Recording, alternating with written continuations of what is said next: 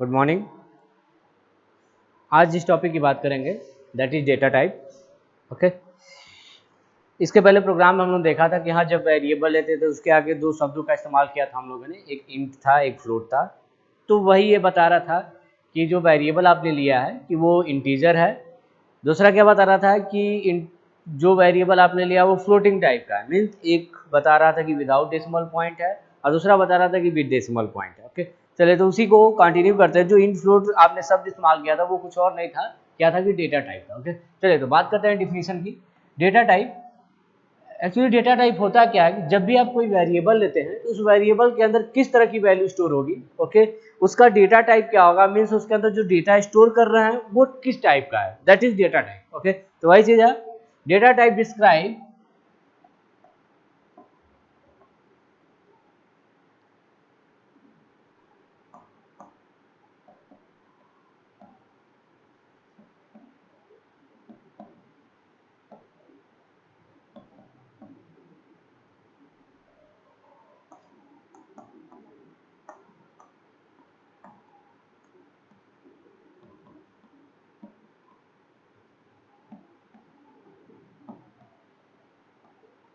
हाँ वही डिफिनीशन लिखा मैंने।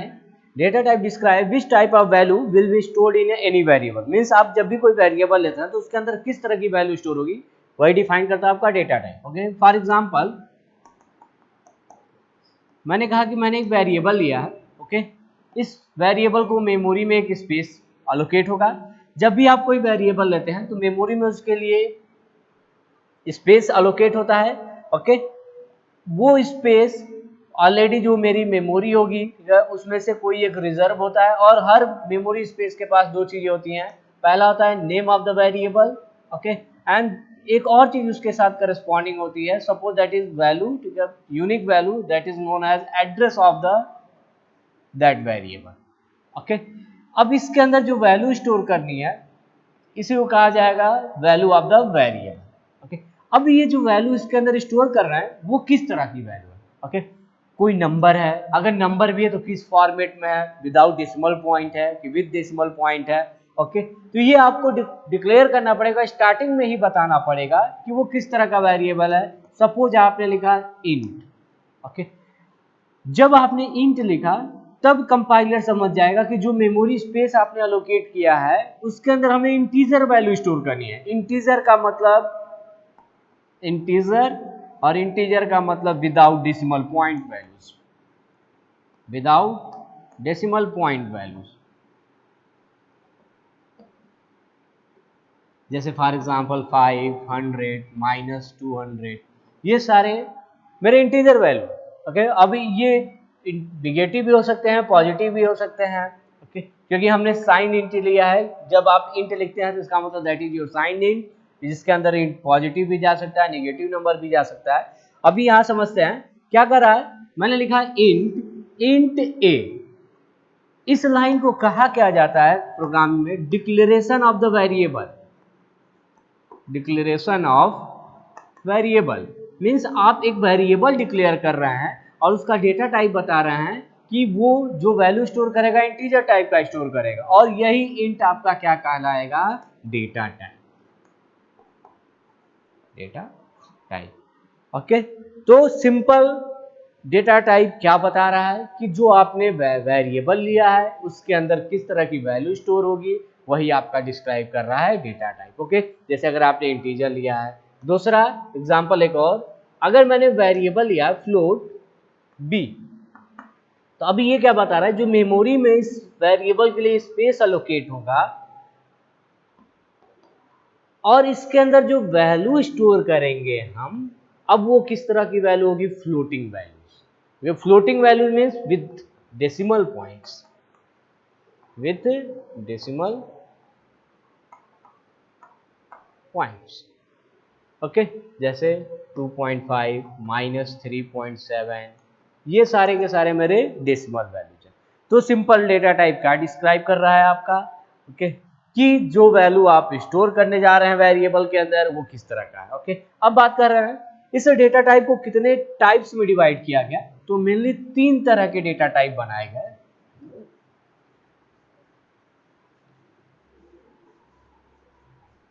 या 3 कैटेगरी में डिवाइड किया गया, types of data type.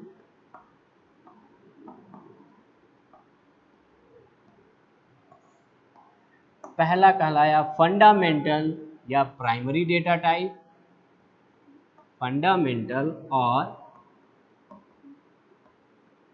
Primary data type. Second derived data type,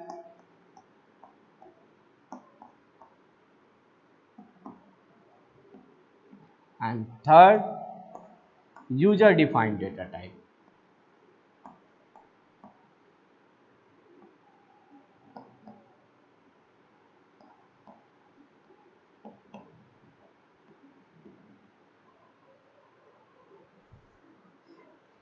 okay, तो चलिए डेटा टाइप को मेनली 3 कैटेगरी में डिवाइड किया गया। First one is your primary data type, second one is your derived data type, and third one is your user defined data type. अब primary data type ये basically main data type है जो हम use करते हैं।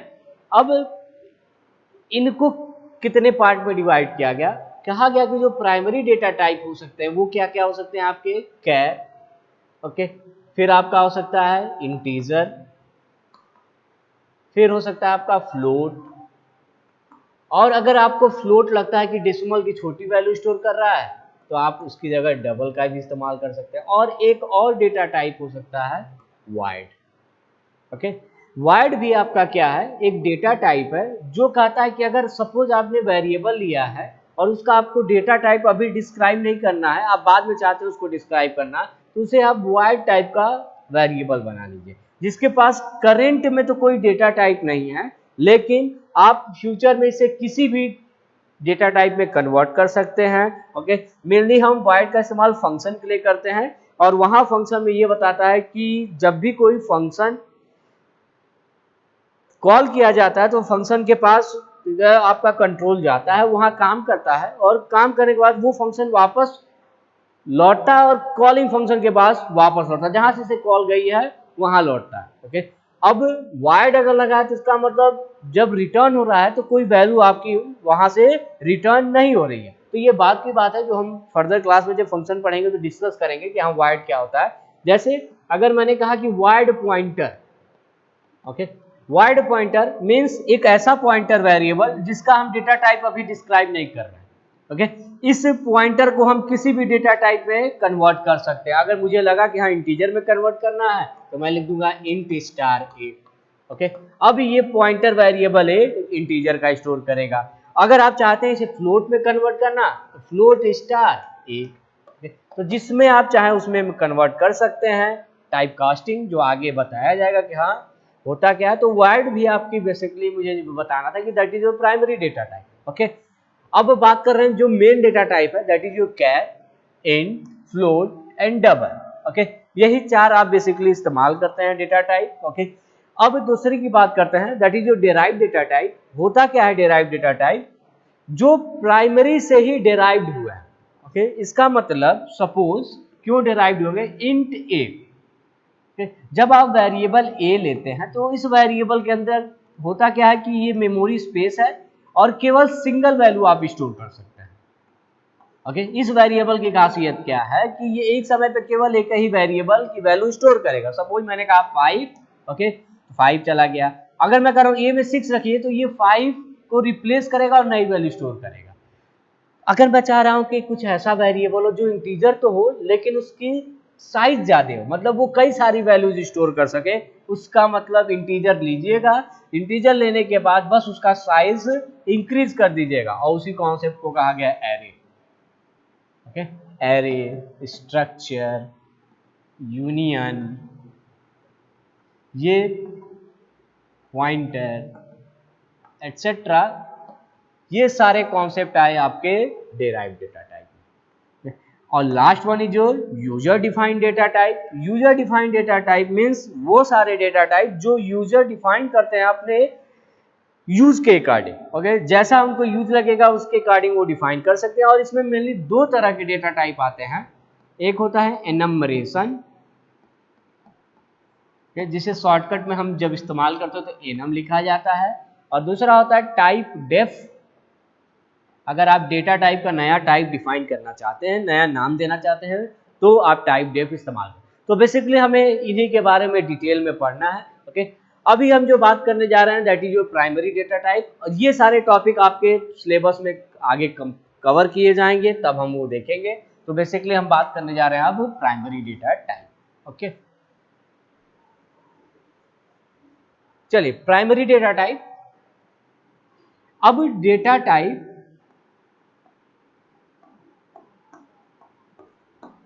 को mainly कहा गया कि दो तरह के हो सकते हैं। ओके, एक होता है आपका साइंड और एक होता है आपका अनसाइंड। जैसे अगर मैं इंटीजर की ही बात करूं तो एक साइंड इंटीजर होता है और इसको इंट भी लिखा जाता है। अगर आपने कहा कि मैं केवल इंट लिखूं तो बताइए वो साइंड है कि अनसाइंड है।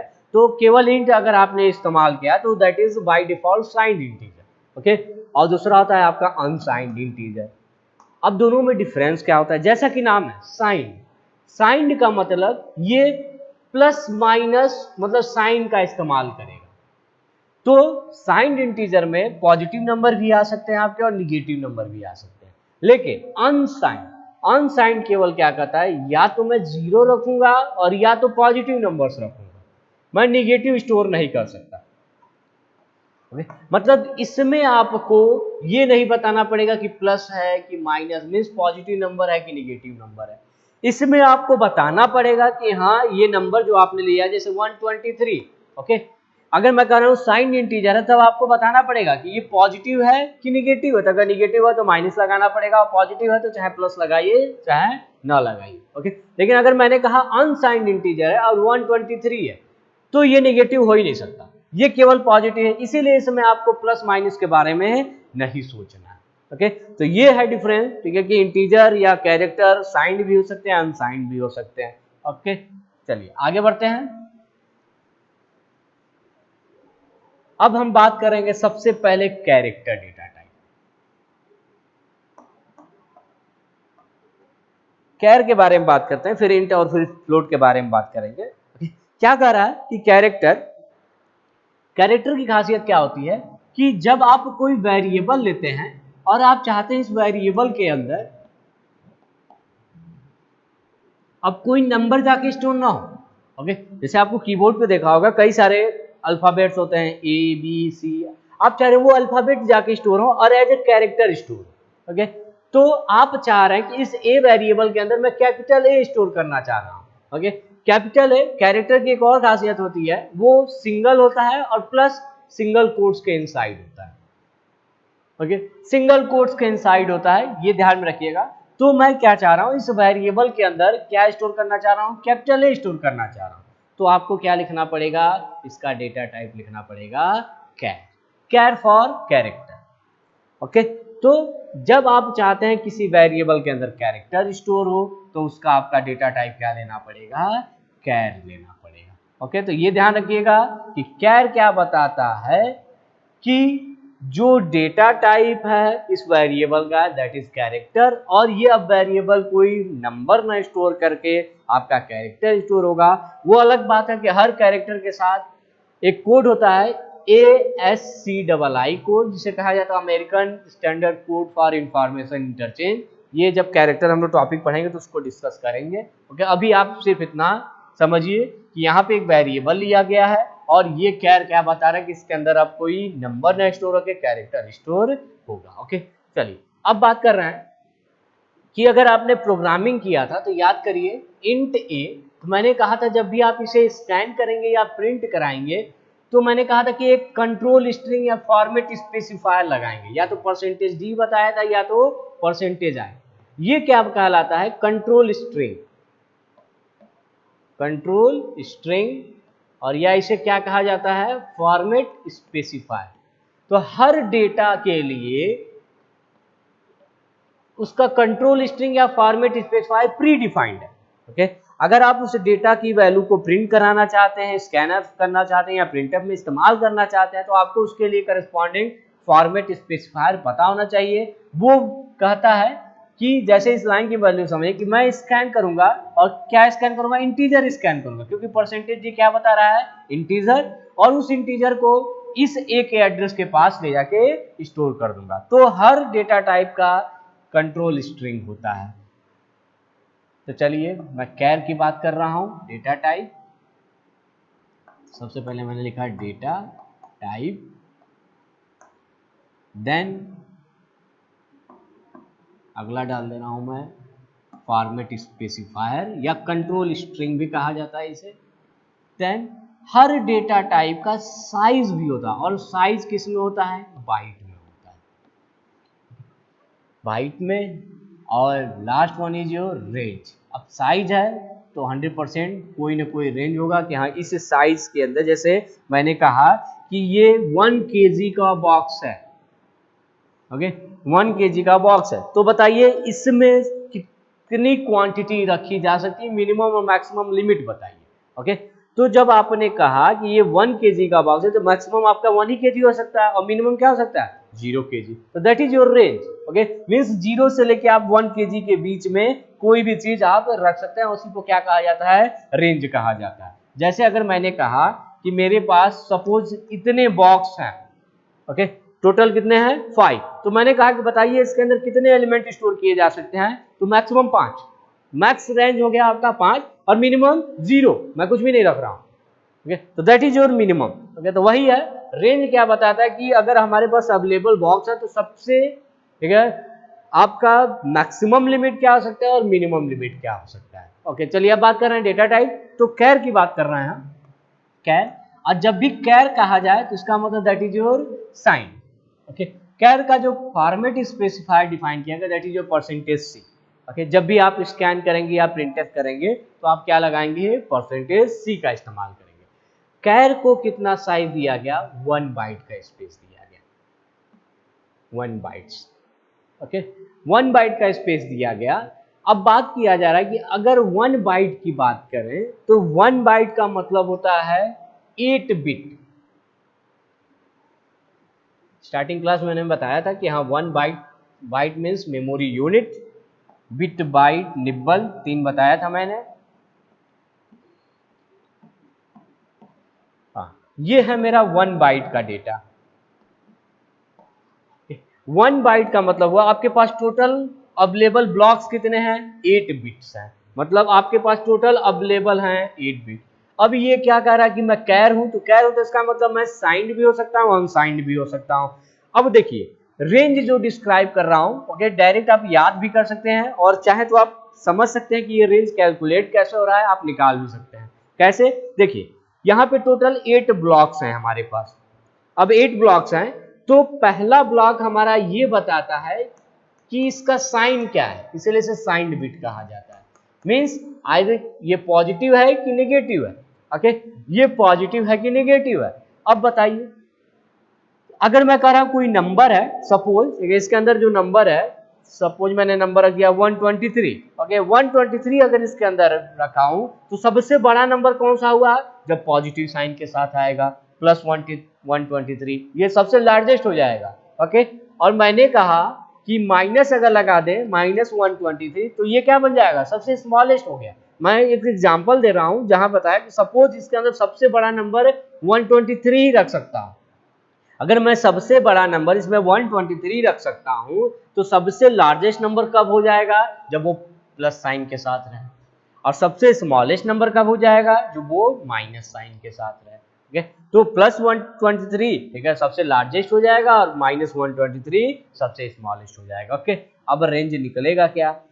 अगर मैंने कहा कि पहला ब्लॉक आपका साइंड बिट है, ये पहला वाला मेरा रिजर्व हो गया कि हाँ ये साइंड बिट है, तो अब टोटल मेरे पास अवेलेबल बॉक्स हैं कितने?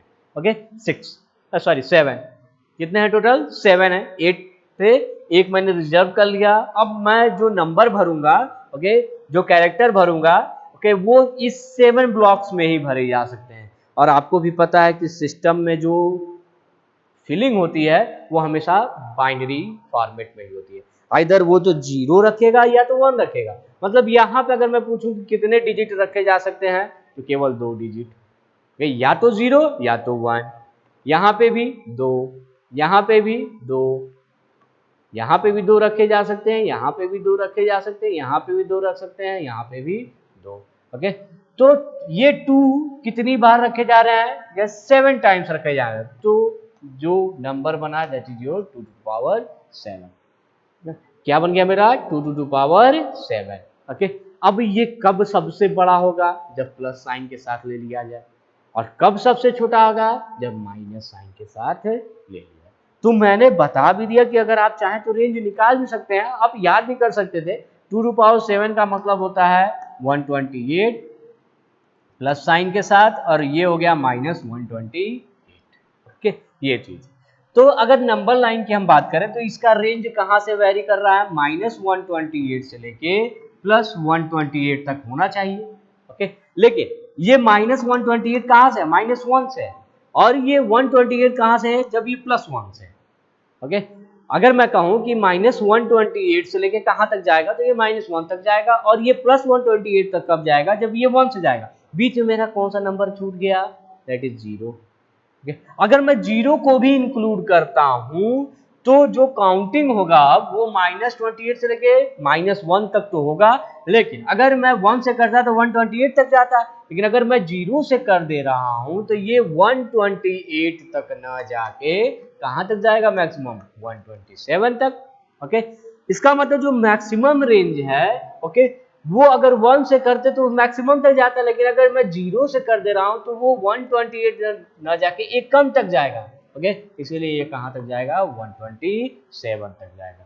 तो मेरे ख्याल से समझ में आया होगा आपको। फिर से एक बार मैं रिवाइज कर दे रहा हूं कि मैंने रेंज कैसे कैलकुलेट किया, क्या कहा मैंने।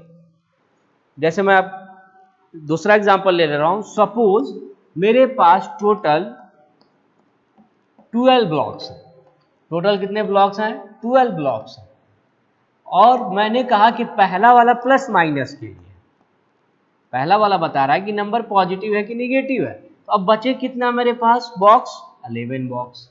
ओके, अब हर जगह या 2 ही डिजिट भरे जा सकते हैं, यहाँ पे भी 2 भरे जा सकते हैं, तो सबसे बड़ा नंबर 2 टू पावर 11।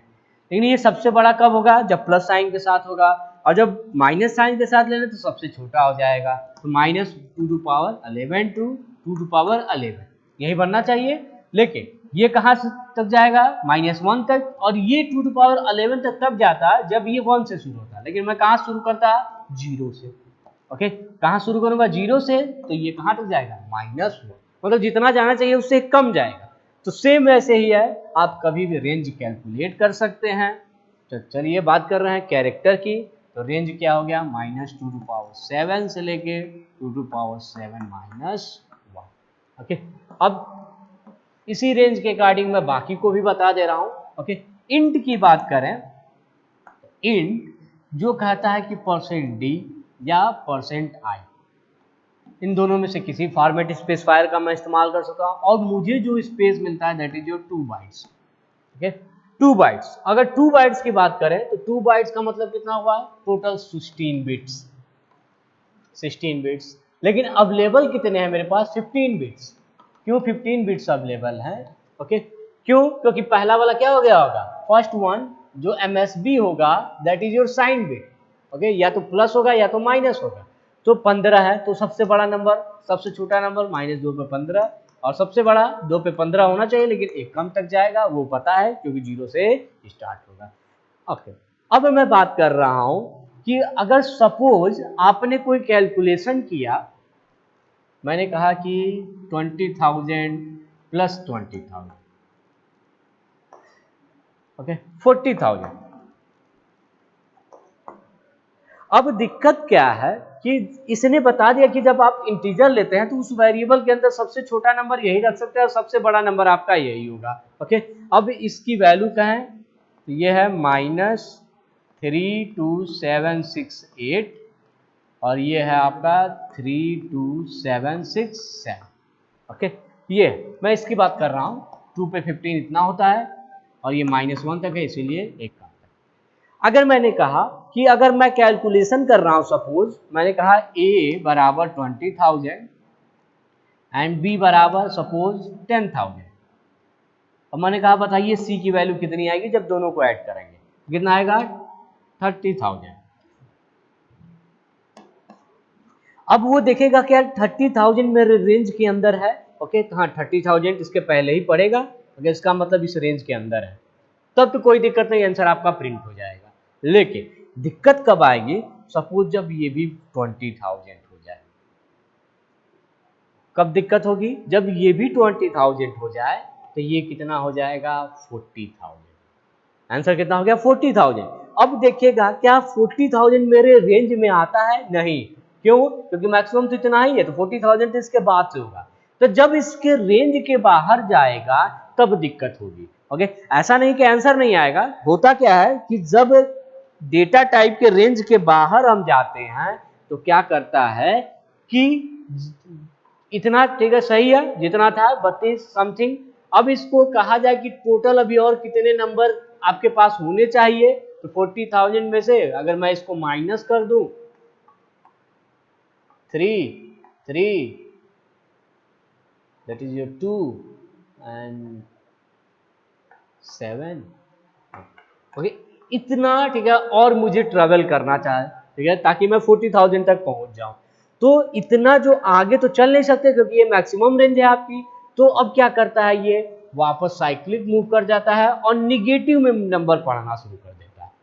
ओके, क्या कहता है कि जब रेंज के बाहर चला जाऊंगा मैं, तो क्या होगा कि मैं वापस साइक्लिक मूव करूंगा और इस रेंज के बाहर जाने पे साइक्लिक मूव होगा और इधर से पढ़ना शुरू करूंगा। इसीलिए हो सकता है जो आपका आंसर 40,000 आना चाहिए वो निगेटिव में दिखेगा, क्योंकि 7,000 चलना था, हो सकता है आपका 7,000 माइनस 25,000 के आसपास आपका हो जाए 7,000। ओके, तो हो सकता है आपको आंसर दिखे माइनस 25,000। तो ये चीज है, जब आप रेंज के बाहर जाएंगे तो होगा क्या कि साइक्लिक मूव हो जाएगा और निगेटिव में आंसर आ जाएगा। तो इस प्रॉब्लम को ओवरकम कैसे किया जाए, तो क्या कहा गया कि वो सारे कैलकुलेशन जो आपको लगते हैं कि हाँ इस इंटीजर की हेल्प से नहीं किए जा सकते, उस रेंज के बाहर है, वहां पे आप उसे इंट ना लेके क्या लीजिएगा, लॉन्ग इंट लीजिएगा। इसका डेटा टाइप क्या लीजिएगा, लॉन्ग इंट, और लॉन्ग इंट के लिए जो कंट्रोल स्ट्रिंग बना दैट इज परसेंटेज LD, और लॉन्ग इंट को कितना दिया गया 4 बाइट्स का स्पेस दिया गया। 4 बाइट का मतलब 32 बिट, ओके, और 32 बिट का मतलब हुआ 31 बिट अवेलेबल। ओके, क्योंकि पहला वाला, ठीक है, वो हो गया, तो -2^31 से लेके 2^31 -1, this is your range. Okay, मैंने ये भी बता दिया कि हाँ इंट जब था ही तो क्यों हमें लॉन्ग इंट की जरूरत पड़ी, क्योंकि इसकी रेंज है, इस रेंज के बाहर का कैलकुलेशन ये गलत आंसर देना शुरू करता है, साइक्लिक मूव करके नेगेटिव में देता है। तो अगर आपको लगता है कैलकुलेशन बड़ा है, ओके, तो इस रेंज के बीच में आपको रखना है तो आप लॉन्ग इंट कर, लेकिन अगर इसके बाहर आप जाते हैं तो सी में कोई ऐसी और डेटा टाइप नहीं दिया गया जो इससे बड़ा आपका इंटीजर नंबर स्टोर कर सके। तो आप चाहें तो उसे फ्लोट बना के काम कीजिए और चाहे तो डबल बना के काम कीजिए, लेकिन इसके बाहर इंटीजर का कैलकुलेशन आप नहीं कर सकते। ये चाहे आप इसका ड्रॉबैक मानिए और चाहे जो आपको, मतलब ये समझ लीजिए कि हाँ ये एक ड्रॉबैक है इसका। लेकिन यहां मैं बात किया हूं साइंड की, ये सारे के सारे क्या है मेरे साइंड हैं। आगे अब कैसे पता साइंड है, तो मैंने बताया कि अगर डाटा टाइप के आगे आप चाहें तो साइंड लिखिए और चाहे ना लिखिए, और वो बाय डिफॉल्ट क्या होता है आपका साइंड इंटीजर ही होता है। अब बात करें अनसाइंड, अनसाइंड की बात करें तो अनसाइंड के सामने आपको अनसाइंड लिखना पड़ेगा, अनसाइंड कैर, अनसाइंड इंट और अनसाइंड लॉन्ग। ओके, अनसाइंड कैर का तो %C ही होता है, इसमें कोई चेंज नहीं होता है। ओके, बस अनसाइंड इंटीजर के लिए %U का इस्तेमाल करते हैं। अब अनसाइंड इंटीजर कहाँ इस्तेमाल होता है, बेसिकली पॉइंटर में इस्तेमाल होता है, क्योंकि जो एड्रेस होता है हमारा कभी निगेटिव नहीं हो सकता, एड्रेस हमेशा इंटीजर तो होता है लेकिन कभी निगेटिव नहीं हो सकता, इसीलिए वहां पर अनसाइंड इंटीजर का इस्तेमाल हम करते हैं और उसके लिए जो फॉर्मेट स्पेसिफायर इस्तेमाल करते हैं दैट इज योर %U। अब बात कर रहे हैं अनसाइंड लॉन्ग इंट, ओके, इसका होता है %LU। Okay, unsigned long integer, अगर आपको लगता है एड्रेस बहुत बड़ा है, आपको इंटीजर के रेंज के बाहर जा रहा है, तो आप अनसाइंड लॉन्ग इंटीजर भी ले सकते हैं। लेकिन अब रेंज बदल जाएगा। कैसे रेंज बदल जाएगा? क्योंकि मुझे पता है कि अगर सपोज 8 ब्लॉक्स हैं मेरे पास, ओके, 8 ब्लॉक्स हैं और ये अनसाइंड है। अगर अनसाइंड है तो आपको अब पहले वाले को प्लस माइनस मानने की जरूरत नहीं। पहले वाले को प्लस माइनस मानने की जरूरत नहीं, मतलब अब 8 का इस्तेमाल आप कर सकते हैं लेकिन नंबर फिलिंग के लिए। मीन्स आप यहाँ पे भी 2 रख सकते हैं डिजिट, यहाँ पे भी 2 डिजिट का इस्तेमाल कर सकते हैं, 01 01 आइदर 01, तो नंबर जो बनेगा वो 2 टू पावर 8, ठीक है, 2 टू पावर 8। लेकिन अनसाइंड इंटीजर स्टार्ट कहाँ से होता है? 0 से। तो अगर 1 से होता है तो 1 से 2 टू पावर 8 तक जाता है, लेकिन अगर 0 से कर दिए तो 0 से कहाँ तक जाएगा? 2 टू पावर 8 माइनस 1। सेम ऐसे ही ये जाएगा 0 टू पावर 16 माइनस 1, और ये 0 टू पावर 32 माइनस 1। तो ये अनसाइंड इंटीजर। तो मैंने रेंज कैलकुलेट करना भी आपको सिखा दिया कि हाँ कैलकुलेट कैसे होता है। देन मैंने ये भी बता दिया कि आप फॉर्मेट स्पेसिफायर का इस्तेमाल कैसे करेंगे। मैंने ये भी डिस्क्राइब किया कि हाँ अगर रेंज के बाहर जाते हैं तो क्या दिक्कत होती है कि निगेटिव मूव करता है, इसीलिए उससे लार्ज डेटा टाइप आप लीजिए ताकि आंसर आपका सही आए। ये तो हो गया इंटीजर की बात।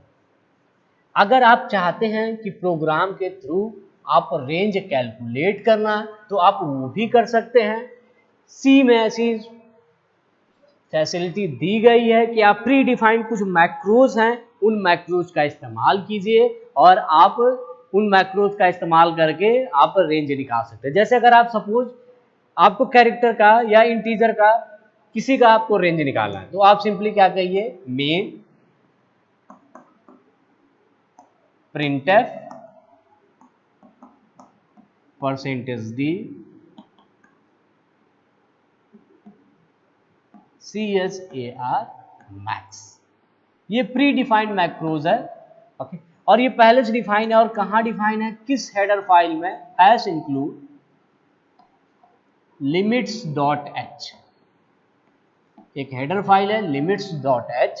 इसी के अंदर आप ये मैक्रोज देख सकते हैं। आप इंडेक्स में जाइएगा टर्बो सी में, वहां पे इसको इंडेक्स में इसे सर्च कीजिए, इसके बारे में होगा, बता देगा कि इसके लिए कौन सा एसोसिएटेड हेडर फाइल है, that is your limits.h। Okay, ये क्या कर रहा है? मैं कैरेक्टर का मैक्सिमम लिमिट बताऊंगा। तो जैसे मैक्स लिमिट आप निकाल सकते हैं, सेम वैसे ही आप मिनिमम लिमिट भी निकाल सकते हैं। printf percentage D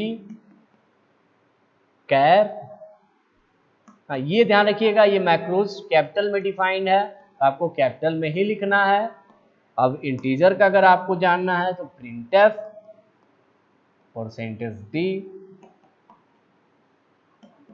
int max और printf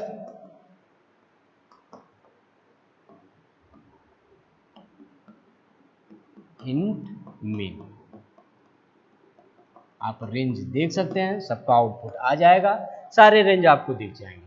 ओके, अगर ऐसे प्रिंट कराएंगे तो एक ही लाइन में सबको दिखेगा। आप चाहें तो /n का इस्तेमाल कीजिएगा, ओके, ताकि सारे रेंज आपको सेपरेट दिखे। ओके, तो ये है, अगर आप चाहें रेंज को प्रिंट कराना तो आप प्रिंट भी करा सकते हैं। प्री डिफाइंड मैक्रोज हैं, ओके, आप इसका इस्तेमाल कर सकते हैं जो रेंज प्रिंट करते हैं, याद रखिएगा। लेकिन इस मैक्रोज का इस्तेमाल कीजिएगा तो ये हेडर फाइल जरूर इंक्लूड करिएगा, हैश इंक्लूड limits.h। ओके, ये हो गया इंटीजर की बात और कैरेक्टर की। अब बात करते हैं फ्लोट की।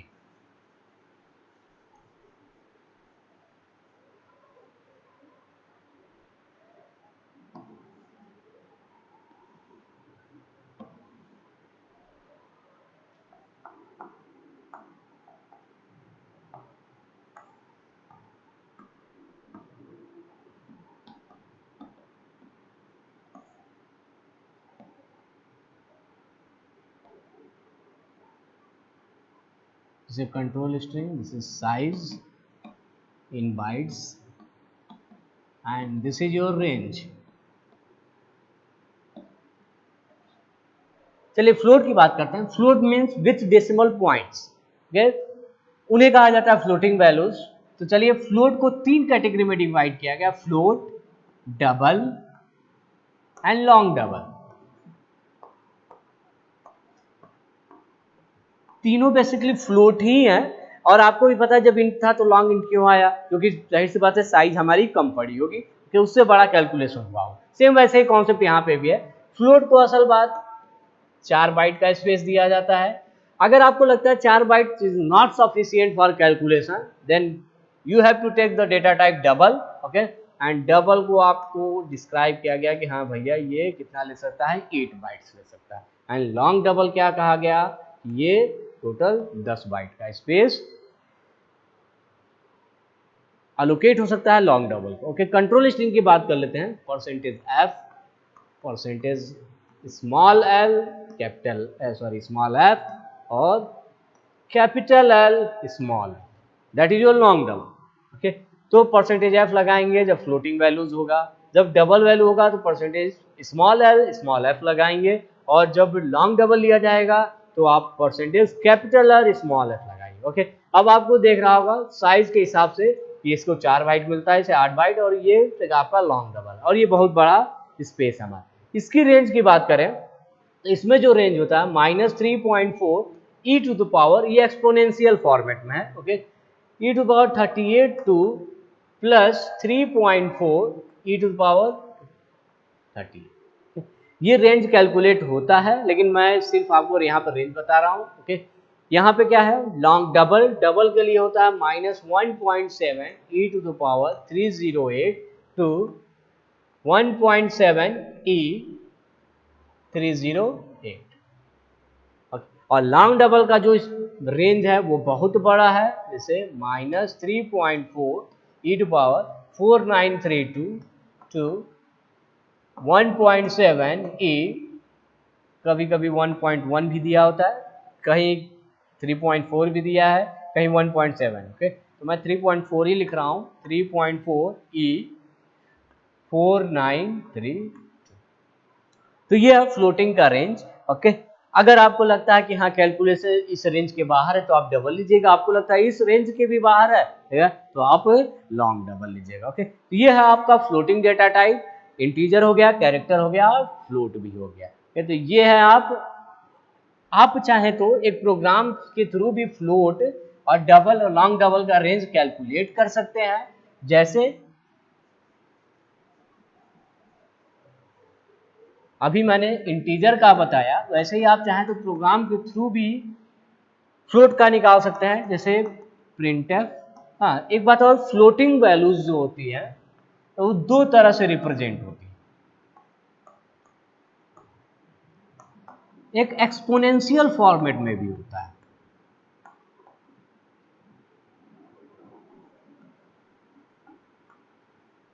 Exponential form. जैसे अगर मैंने कहा 123.12, तो ये एक्सपोनेंशियल फॉर्मेट नहीं है, ये सिंपल हमारा डेसिमल के साथ वैल्यू लिखेंगे। इसको आप एक्सपोनेंशियल फॉर्मेट में भी लिख सकते हैं, 1.2312 ई टू द पावर +2, ओके। तो ये है क्या हमारा साइंटिफिक नोटेशन, जिससे कहा जा सकता है कि एक्सपोनेंशियल फॉर्मेट में मैंने इसे कन्वर्ट किया। तो रेंज मेरा क्या है एक्सपोनेंशियल फॉर्मेट में। अगर आपको सिंपली पॉइंट फॉर्मेट में अगर आपको नंबर रिप्रेजेंट करना है तो आप परसेंटेज एफ लगाइएगा, ओके। और आप चाहते हैं एक्सपोनेंशियल फॉर्मेट में, तो आप या तो परसेंटेज डी इस्तेमाल कर सकते हैं या परसेंटेज ई इस्तेमाल कर सकते हैं, ओके। अगर आप चाहते हैं फ्लोटिंग वैल्यूज आपका एक्सपोनेंशियल फॉर्मेट में प्रिंट हो, तो आप क्या लिख सकते हैं, परसेंटेज जी या परसेंटेज ई, दोनों में से किसी फॉर्मेट स्पेसिफायर का इस्तेमाल कर सकते हैं, ओके। तो मैं यहाँ पे एक्सपोनेंशियल फॉर्मेट में ही चाहता हूँ, परसेंटेज मैंने लिखा जी, ओके। हाँ, बस ये याद रखिएगा उसमें क्या था, कैर मैक्स इंट मैक्स, लेकिन इसमें होता है मैक्स फ्लोट, मैक्स फ्लोट। ये प्री डिफाइंड मैक्रोज है जिसके थ्रू हम रेंज निकाल सकते हैं, और सेम वैसे ही परसेंटेज जी मीन्स ये जो आंसर आएगा एक्सपोनेंशियल फॉर्मेट में आएगा, और that is your mean float, okay. और ये दोनों मैक्रोज किस हेडर फाइल के अंदर डिफाइन है, हैश इंक्लूड values.h, limit.h में नहीं है, ये किस में है, values.h। तो इन दोनों का अगर आप इस्तेमाल करेंगे तो आप values.h इस हेडर फाइल को इंक्लूड जरूर करिएगा। ओके, तो this is all about your data type. Okay, data type मैंने बता दिया कि कैसे होता है, ठीक है, कितने तरह का होता है, डेराइव डेटा टाइप और यूजर डिफाइंड डेटा टाइप, जो हम फर्दर क्लास में डिस्कस करेंगे। तो अभी के लिए इतना ही। ओके, चलिए थैंक यू। नेक्स्ट लेक्चर में हम लोग क्या देखेंगे कि हाँ, डिफरेंट प्रोग्राम्स हैं, उसकी प्रैक्टिस किया जाएगा। ओके, प्रोग्राम को अच्छा कैसे बनाया जा सकता है, जैसे इसके पहले भी हम लोगों ने प्रोग्राम पढ़ा है, ओके, प्रैक्टिस किया, लेकिन उसे वेल डॉक्यूमेंटेड यूजर फ्रेंडली कैसे बनाया जा सकता है, ये हम डिस्कस करेंगे नेक्स्ट लेक्चर में। ओके, और बहुत सारे प्रोग्रामिंग की प्रैक्टिस किया जाएगा। If else, for loop, then array, structure, file handling, सारे कॉन्सेप्ट देखा जाएगा। चलिए, तो थैंक यू।